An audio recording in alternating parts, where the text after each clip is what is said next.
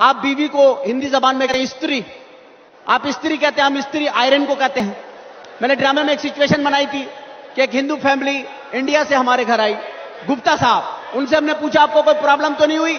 बोले no problem, सब कुछ ठीक हो गया, बस कस्टम वालों ने ज्यादती करी, बड़ी मुश्किल से हम अपनी स्त्री बचा के लाए हैं। घर में बेगम साहबा को मैंने बताया था एक दिन पहले कि हमारी स्त्री जल गई है, खराब हो गई है।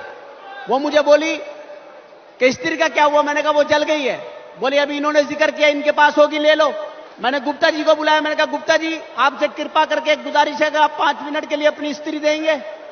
बोले आपका दिमाग खराब हो गया, कोई स्त्री देता है क्या? मैंने कहा हमारे यहां तो लोग एक दूसरे की स्त्रियां ले जाते हैं। बोला वापस नहीं करते। मैंने कहा एक एक हफ्ते के बाद करते हैं, एक एक हफ्ते के बाद करते हैं। बोला मैं तो नहीं दूंगा। मैंने कहा सर ये तो आपस का कोऑपरेशन है, अभी दुकानें बंद है, वरना हमारे यहां तो किस्तों पे भी मिलती।